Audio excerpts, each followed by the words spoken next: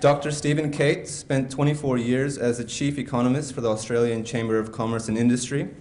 He has also worked for the Productivity Commission. He's currently a senior lecturer at the School of Economics, Finance and Marketing at RMIT University.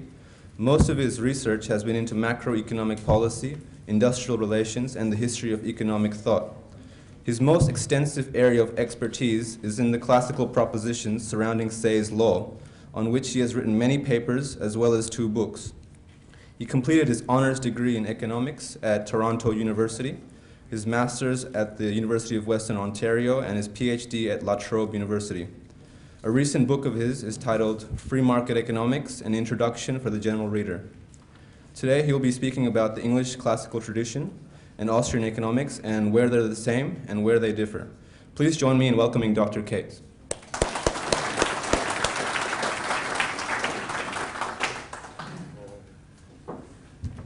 Well, thank you. I'm afraid old age wrecks everything, whatever I've had. Anyways, I'm here to do a paper present a paper on the English classical tradition.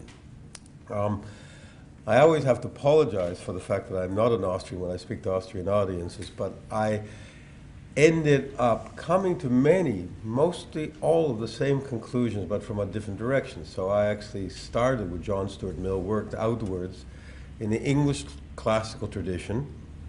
And it is interesting to me because there are interesting differences that come from coming through the English classical tradition rather than the Austrian tradition, which is what I would like to talk about today. Okay. Now, just to give you the framework of the talk, I'll give you the 3 emails, part of the emails that I exchanged with Secret when he wrote to me about doing this presentation here. And the first thing I said to him, look, I'm not an Austrian. I said, look, there are no economists I hold in higher regard than Mises and Hayek, and I'm, for all that, not really an Austrian economist. I describe myself as classical and put myself somewhere in the camp of John Stuart Mill and Alfred Marshall. Most importantly, for placing me in some kind of scheme of things, I am un-Keynesian and anti-Keynesian, but like I say, he would have known that already, and that is really what putting me into the classical tradition. But you see, what was interesting to me is I've always said this kind of like half of a joke. I'm not neoclassical, I'm not Austrian. So I would say I'm classical, but I thought, maybe I should just find out how much it actually is true that I'm a classical. Anyway, so what I wrote to him was, this is a subsequent email. I said, look, I'd like to do a paper on the differences and similarities between the English classical tradition and the Austrian economics. I am from the first group, and while there is an almost total overlap, they are not the same. Useful to see the differences, and that is what I intend to discuss. Therefore, my title, and I was suggesting my title, which is the English classical tradition and Austrian economics, where they're the same and where they differ. And then there was this. So I thought about, what am I going to talk to about? Like I just sit down right off the top of my head, what are the differences I know of? So this was months ago before I started on this trek. And I said, look, well, it was clear as the role of government seems to be a difference, and that was certainly underscored yesterday. The use of aggregation. Then there's something called roundaboutness in production, which is very important in the Austrian tradition, not so important in English.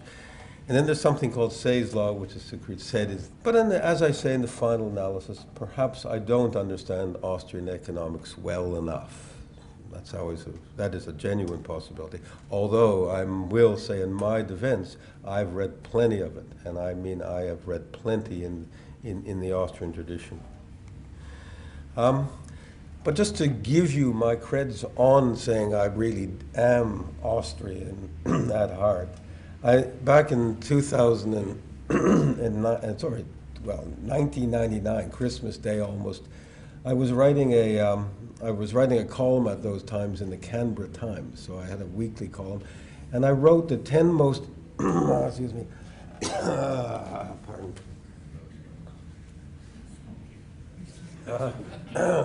The 10 most, this always, every time I say the name Keynes, this happens to me. So.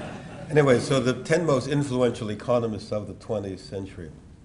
And it was at the last sort of day of the 20th century. And I use the word influential because you have to put him up there. But I didn't want to say the best or anything along those lines. I just want to have him at the top because he was the most influential. And I said, look, far and away the century's most influential economist, but in saying this should not be thought, I believe, the influence of having been for the good. Until the publication of the General Theory in 1930, it was well understood that public spending dragged the economy down. Now, I'm writing this in 1999. Now, the present evidence makes it overwhelming. This is just simply straightforward thinking through the classical tradition, dragging the economy down rather than propping it up. It will be well into the next century before his destructive influence will have finally disappeared. And it will be well into, but at least we are starting on the process now. But then I had 2 and 3. Number 2, and rather than going into the negative side, I was now into the positive side. Friedrich Hayek is the economist of choice for those nations who have lived under communism these past 50 years. His name today is virtually unknown in the West. I still think that's more or less true. But within these economies trying to resurrect free markets, his is the guidance most frequently sought. His road to serfdom is beloved by anyone who treasures political freedom. And of course the constitutional liberty as well. And then I had Ludwig von Mises as my number 3 as the most influential economist of the 20th century. And Ludwig von Mises took the fight up to the socialist dogmas of the early 20th century and showed on paper that no economy could ever solve the problems of allocating resources without a price mechanism, free markets, and private property. Who doesn't know it now? He knew it 80 years ago. And in fact, it's because of what he knew and how obvious and logical what he said was that these ideas are now, I wouldn't quite call it commonplace, but they are now certainly widely understood, and even within economists of all traditions, there is a definite recognition that the things that Mises said all those, now it's 90 years ago, are valid and important and essential to understand how to make an economy work. Anyway, so that I want to just demonstrate that even though I'm the classical tradition, I am not in any way anything other than with the highest regard for the Austrian tradition itself. Now, in thinking about this, I thought, well, what is it? What does it mean that I'm a classical economist? So I sat back and thought, well, look, let me just go and think about this. I mean, and to be a classical economist puts me in a certain division, sometimes a time frame, sometimes of framework. Where is it? How is it? So first of all, I thought, well, there is this dark age. Economics had this dark age. It's from caveman time to 1776. And in 1776, Adam Smith publishes his Wealth of Nations. And he brings really into view, into common consciousness, the fact that there is this thing called a market. That up until then, economies were thought of as sort of like, even though it's a very large expanse, England, France, whatever, it was still like a farm. You got the king, and everybody got his farm hands who are called barons and earls and dukes. But it was run from the top down.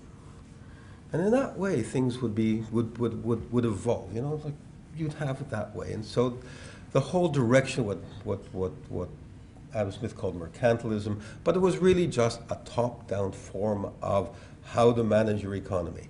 And then Adam Smith writes this book, and what he does is he brings in the notion, nobody has to run an economy. It's a really incredible thing, this thing on it runs itself. It just runs itself. It just sort of, leave it alone. It'll just work. You don't do anything. And it's kind of like this new idea in the world that turns out to be not only true, but so true that anybody who's adopted Adam Smith. You don't have to go even 1 minute past that. Just adopt Adam Smith. You suddenly have an economy that blossoms. It is the single most influential book ever written for good, I think, in the history of the human race. It's just an extraordinarily important book. But that's whose tradition I'm in. Anyways, all this fine print here, but look, there are 3 eras. 3 eras, I say. Not errors, eras, periods. And there's 3 stages. So look, I say this is the classical, this is mine. It took a look, sort of, because you began, you know, we had this kind of like farm concept. Well, everybody's going to run it by top down, and everybody will run it, and he said, look, you know, the whole idea of stage 1 is to withdraw government. There is this huge amount of government influence. It's extraordinary, it's monstrous. And what the classical economists, you go from Adam Smith and you go through to Ricardo and James Mill, John Stuart Mill, all of them, what they were trying to do is peel back as much as possible, to the maximum extent possible. They peeled back the influence of governments. Now that is the essence of it. That is what the invisible hand's about. You don't need this government there. It's actually a fifth wheel. It's a mistake. Get rid of it. Push it back as much as possible. And the economics of that stage 1 era, that classical era, was one of expanding freedom, expanding not just economic freedom, political freedom. And the idea there is that you didn't need a heavy-handed government. It was not only an unnecessary, it was an encumbrance. And then you move into stage 2, and this is the funny thing. This is what you'd call your neoclassical period, where the Austrian economics sort of blossoms. And it comes with something in economics called the Marginal Revolution. And the Marginal Revolution is kind of, there's a whole bunch of reasons for it. But the essence of it is we stop thinking about economies from above. We stop looking up, down, and looking down. And what we do instead is we sort of think, we don't need this kind of national view, which is what the classical view is. It's a kind of a national look across the world view. We'll just go down and just have the economics of the individual. And it takes economics from being what it had been in the classical tradition, which is the view of the world, to one in which individuals make up all the decisions by themselves. Institutional arrangements are sort of background, thinking about government involvement, background. And so you end up with not only do you end up with this kind of individual, but if you understand the Marginal Revolution, you even lose something called the supply side of the economy. Because of this thing called marginal utility, that is what the driver was. And marginal utility was a personal thing, it's an individual thing. And the supply side of the economy, strangely enough, goes into the background. Having been primary, virtually all of it, in the classical era, it becomes secondary and hidden and diminished in that middle marginal area. And then in 1936, you have this huge change, which is now the change now. And you call it the Keynesian Revolution, but the Keynesian Revolution is more than just the macro. It is about what governments should do. I mean, we'd been moving sort of towards that, but very incrementally, very slowly, and then bang. And it's the Keynesian Revolution brings the government at every point. If there's a problem, the government can solve it. If there's unemployment, the government can solve it. If there's a smoking problem, the government can solve it. Everything is a government solution. And that is the era we now live in. Now, I don't think of myself as certainly not in stage 3. I don't think of myself even in stage 2. What I want to put to you today is that even for yourselves, you should think about that stage 1. And it is the losing the traditional stage 1 that's one of the great tragedies of both the economic side and the political side.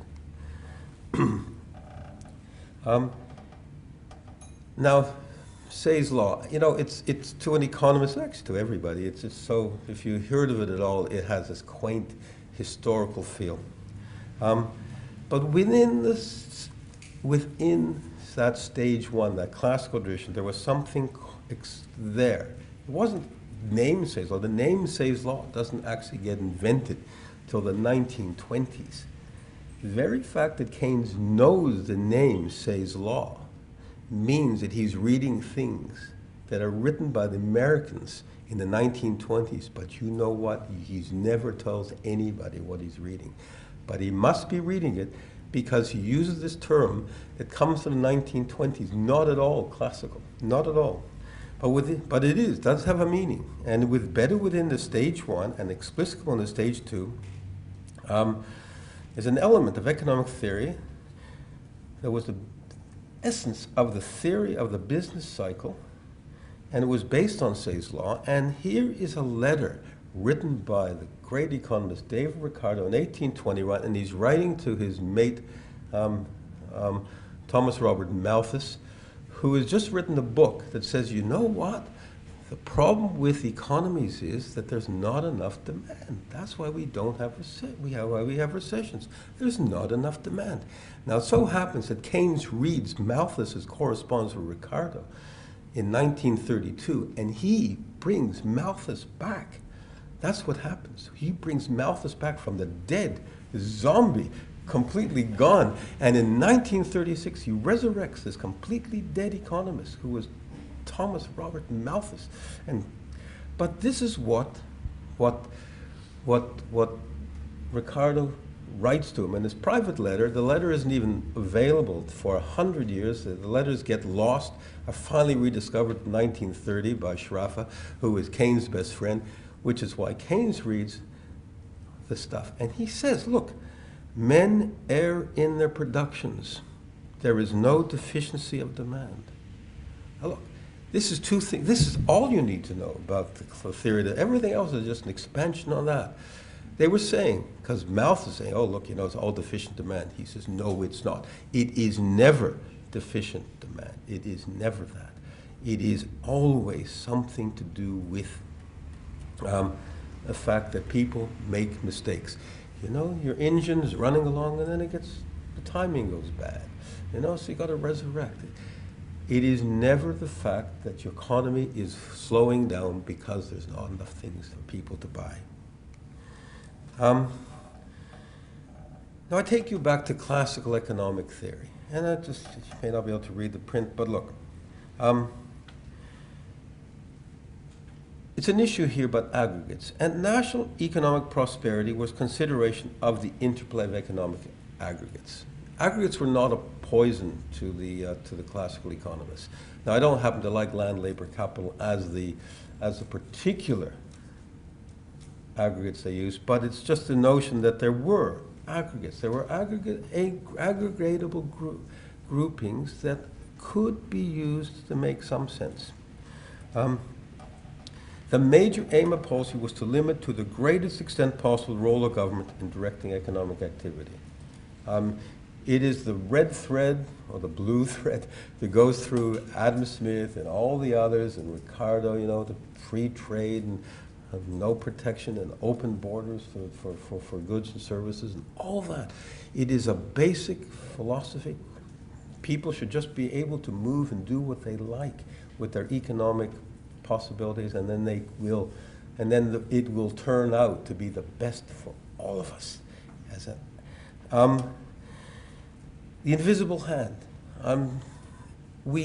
If there is anything that now, just dominates economic, it is very much the visible hand of government.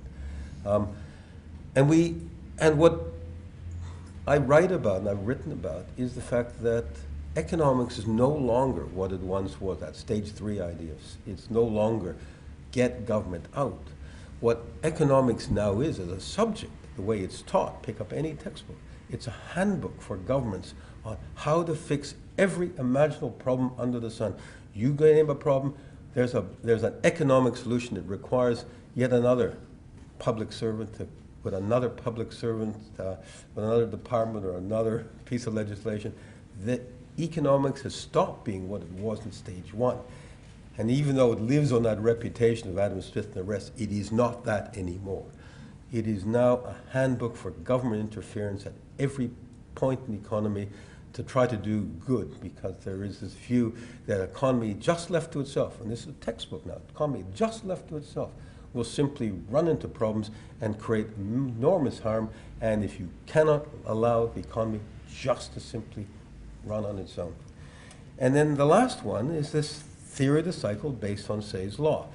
And if you understand Say's law, then you would understand, as I did in 1999, as I did in 2009, public spending will never, cannot possibly get you recovery. What increased public spending in recession will do everything you see in the United States, across Europe, now in Australia, coming to China.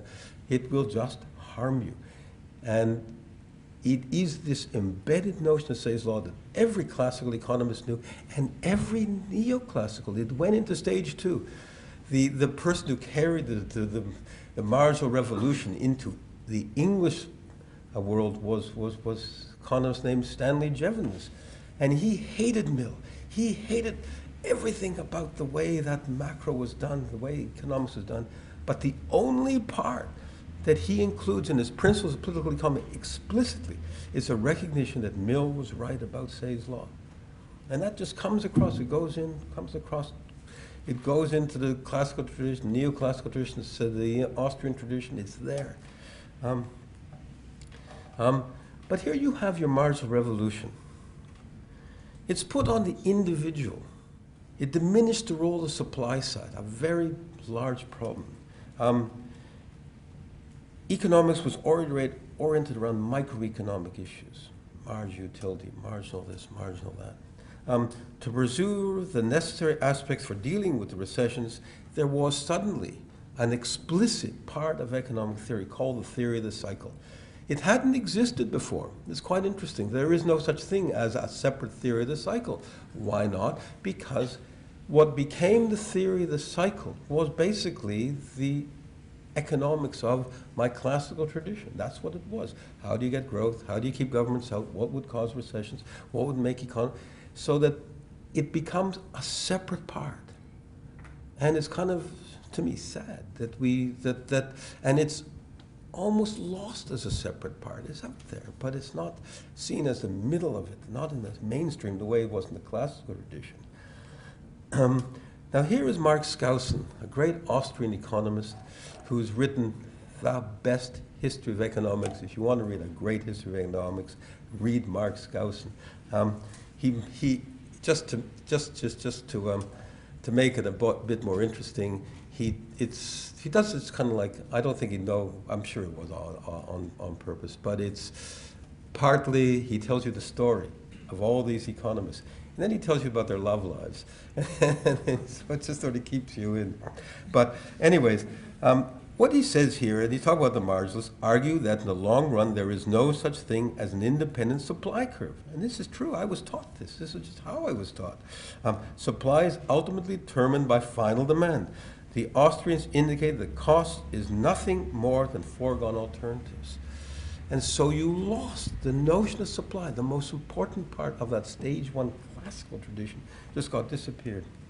And then, of course, you end up with the Keynesian Revolution, a desire for higher levels of public involvement in directing the economy. That's it there, every stage. Roosevelt is the paradigm example of everybody following after them. An explicit and strident rejection of Say's law. The explicit introduction of something called aggregate demand as the great driving force of the economy. Economic theory divided into two distinct halves, micro and macro. One deals with recessions and unemployment. The other one deals with the allocation of resources and competing ends. What is described as Austrian, if you just go to the economic side, is a theory that was the contemporary rival of Keynes in the general theory.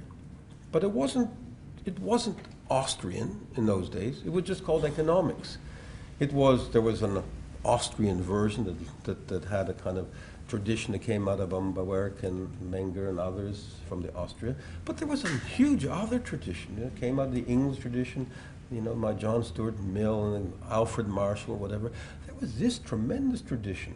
And there was an American version of that, Ely and Alan Young, but there are many, many economists in that.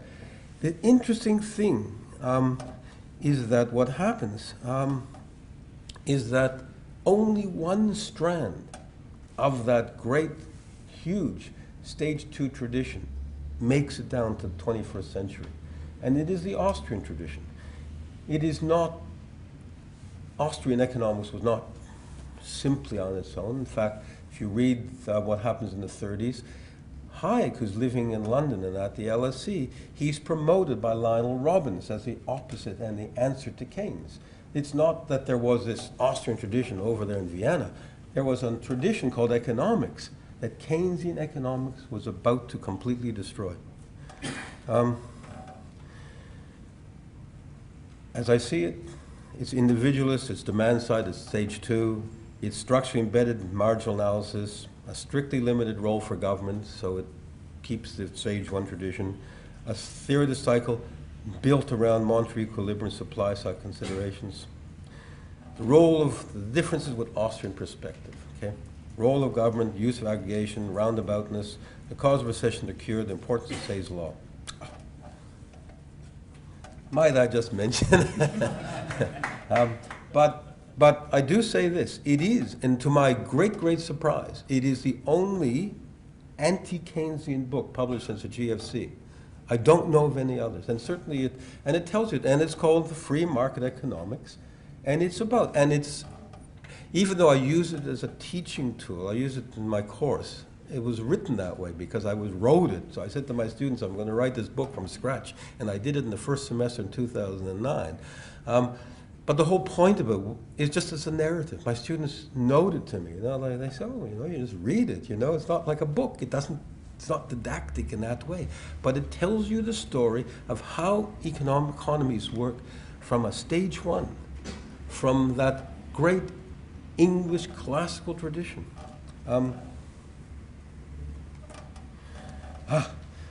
Okay, what does it say? All this fine print. Just quickly, governments can be expected frequently, there are governments which can be expected to frequently intervene in the economy. There are individuals who run businesses. They are profoundly shaped by government decisions, good or bad, usually bad. There are individuals who are in incomes, produce goods. They use those incomes to buy things. Things work out best if they're entrepreneurs. Entrepreneurs, you never see that word in a normal textbook anymore. There are entrepreneurs, they go and try to find what other people want to buy. There are things governments can do, but they are limited, and you run out of useful things government can do very early on in government spending. Supply side oriented, focus on the entrepreneurial drive of activity, ignores, disdains. This marginal revenue equals marginal cost. I tell my students, because many of them teach a graduate course, I say to them, if you write down marginal revenue equals marginal cost in your test paper, I will fail that question. Automatically. I tell them it is not what it means. Don't use it. And of course it depends on Say's law. Role of government.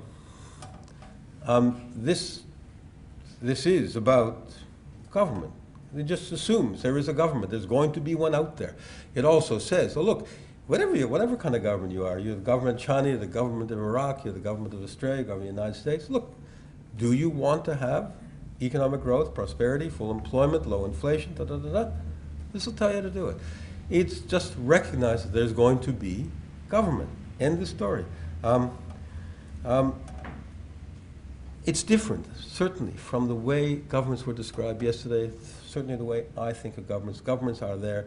In many ways, when I listened yesterday, it was not an economic discussion. It was a political theory discussion, political philosophy discussion. That's different. Political principle in Keynesian economics, whether Keynesian, suppose Keynesian economics would work. Suppose if you actually had public spending, and it would just cause your economy to blossom. Well, it'd be very hard to argue against it. I mean, there are arguments you might use. You'd say, even though it'll keep me poor, I don't want the government there.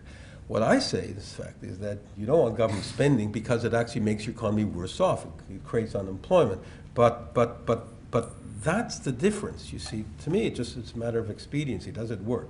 No. It doesn't work, don't do it. Aggregation. Well, you know, I don't have a problem with aggregation as such. Aggregation is part of what you need to do if you're going to talk about things in economies. There is only one part of aggregation that, is the aggregate demand. That I give you this by free advice, this is the thing I tell my students. If you use the words aggregate demand for as any part of any explanation for anything that's going on in the economy, you are automatically and certain to be wrong. If you say aggregate demand, that the problem with the economy is not enough demand or anything like that, you're wrong. You'll never get it right. You will never understand what's going on. But it's not that I don't like aggregates, it's just that aggregate demand happens to be understood in the classical tradition is aggregate supply. They are not separate. You cannot demand what you don't supply. Aggregate demand not equals to is aggregate supply. So there you don't have the separate aggregate thing here called aggregate demand, but you do have something called a total level of output. I don't know what roundaboutness is. I've never made, it just seems like to me capital intensive. I don't have any problem with capital intensity. I've never understood what the issue is, but some can explain it to me. Cause of recession in an Austrian tradition, to me, are too narrow. What causes a recession, to me, is going back to Ricardo. Men err in their productions. They make mistakes. And it doesn't have to be a monetary phenomenon. Many, many reasons that are non-monetary. The oil shock of the 1970s, which caused all our economies to melt down.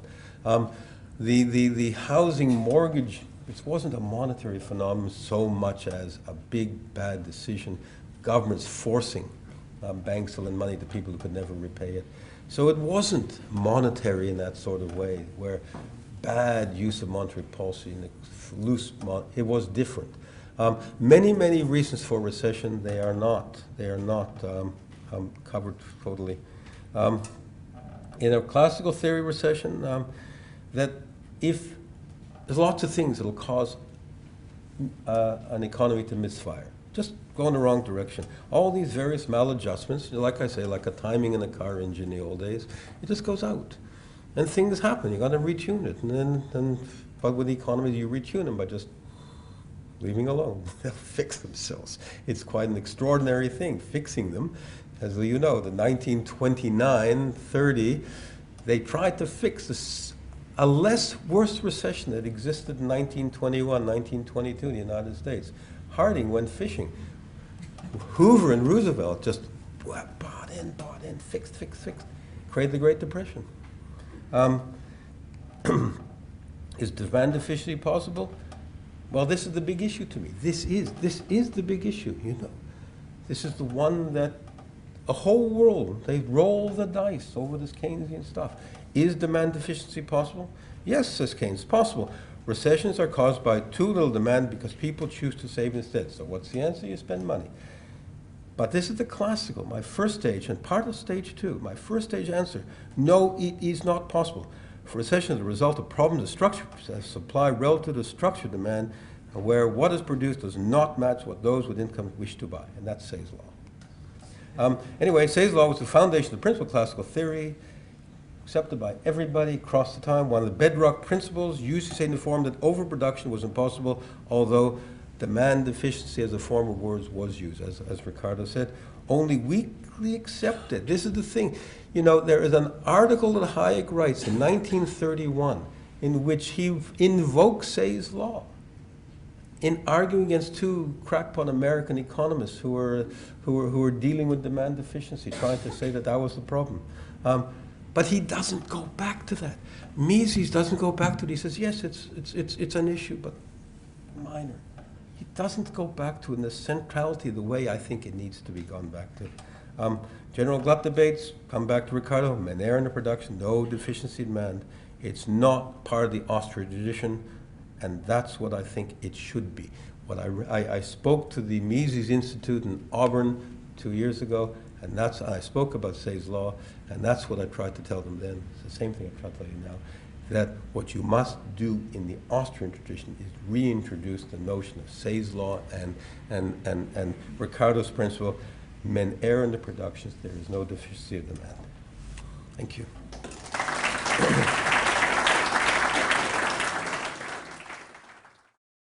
Let me just start out making brief remarks about Dr. Cates' speech. I did agree with him on one point. That is that Keynes was indeed a very lousy economist. As for the rest, I have lots of disagreements. I just want to briefly indicate some of them, but not go into a great detail on this. First, I think Say's law is by and large accepted by the Austrian school without any reservation.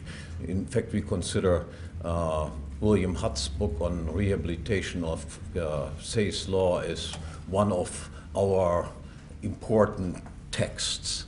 I do not think, however, that the fact of humans committing errors can explain business cycles. It can explain, so to speak, that we have a normal rate of business failures, but it can precisely not explain cycles, that is, clusters of errors, and I will come back to that in my speech, where I give you at least an indication of what the correct business cycle theory is. A few additional things. Again, Smith seemed to be much overrated as an economist in the speech by Dr. Cates. If you read, for instance, Josef Schumpeter, who is a native Austrian but is not considered to be a member of the Austrian school, Schumpeter in his History of Economic Analysis shows quite clearly that Smith was actually a minor economist with many, many mistakes and had far greater forerunners than he himself, many of them Spanish scholastics, and also in particular Cantillon. The same ideas you can also see developed in Murray Rothbard's book on the history of economic thought, where he describes Smith more of a forerunner of Karl Marx than a major champion of the free market. In addition, I should say that Smith's book is almost unreadable.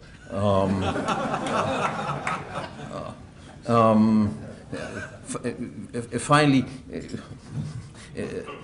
that my speech yesterday was mostly about political philosophy, I also is not quite correct, because I explained the errors of government largely through purely economic arguments by showing what the problems are of monopoly, and those were standard arguments used in economic theory against monopoly applied to the institution of government. The book by Mark Skousen on the history of economic thought is more a piece of journalism than a piece of scholarship. And James Buchanan, as far as his political theory and political philosophy is concerned, I consider to be a dilettante. James Buchanan has written a very important book that is Cost and Choice, but apart from that, his excursions into the field of political philosophy I consider to be mostly a disaster. And if you want to read more about that, read the last chapter in my book, Theory of Socialism and Capitalism, where I demolish most of his ideas. Did Dr. Cates want to respond to Hans about the comments? There were two things I'll say. Firstly, if you would like to see that argument in a book, the last two chapters of this book actually it goes into the difference between the natural rate of interest and the money rate of interest. And the natural rate of interest is based on the amount of saving you have. You can increase the amount of money you like from now to the end of time, but you cannot increase the resources available. So therefore, we can push nominal rates down, but you cannot push the real rate down. And so recognizing the difference is really an essential. So I spoke to Professor Hoppe yesterday and said that we actually, on these economic issues, are identical. I will also point this out, that Australia is actually kind of fortunate in that we have a central banker whatever you think of having a central banker, we have one who thinks in that exactly the same way. He thinks in a Vixelian model. We were the first economy after the GFC to raise interest rates. We have persistently kept interest rates up. The reason they do that is because he doesn't think in terms of lower interest rates will expand your economy. He actually thinks of lower interest rates as a problem, and he thinks higher interest rates in exactly the same way is the only answer to making sure that our savings are used in a productive, efficient way. So I hope that Again, yes, there exist central bankers that are slightly wiser and central bankers that are slightly less wise. It doesn't change the fact that central banks in and of itself are a tremendous danger. You see, it's almost the same. People sometimes ask me, you compare government with a criminal organization. How can you say that there are very important differences between the United States, let's say, and the former Soviet Union? And then my answer to these things is, yes, of course there are. There are gangsters, there are worse, and there are gangsters that are not quite as bad. The example I always give, a friend of mine went to an ATM machine, got some money out of the ATM machine, and the mugger was standing behind him and said, hand over the 500 euros to me. And then my friend started negotiating with this guy and said, look, it is late at night, I want to have a few beers, can you just give me some of the money back? And the gangster was a nice gangster. He gave him 50 euros back of the, you can, of course, also encounter gangsters that then, after starting negotiating with them, they kick your teeth in and break your kneecaps. So, yes, there are some central banks that follow a more wise policy and others that follow a less wise policy, but nonetheless, they are all heads of a criminal organization. That is the point that I'm trying to make.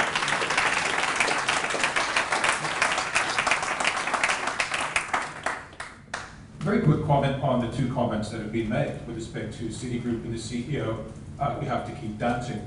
That smacks of a Nuremberg defense. If the Nuremberg defense was not accepted at Nuremberg, if it's not accepted today in the International Criminal Court, by what possible logic can it be accepted in finance and banking circles?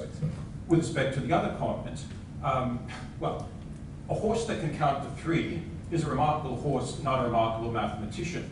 A central banker who has a knowledge of Wixel might be a remarkable central banker, but should not be confused with someone who is prescient and somehow knows what the time preference of the general public is and somehow can set an overnight cash rate amazingly, miraculously to equivalent market interest rates with a natural rate of interest.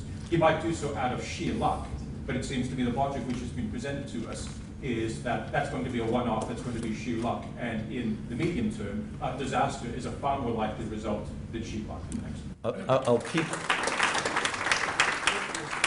I'll keep that horse example in mind for future reference.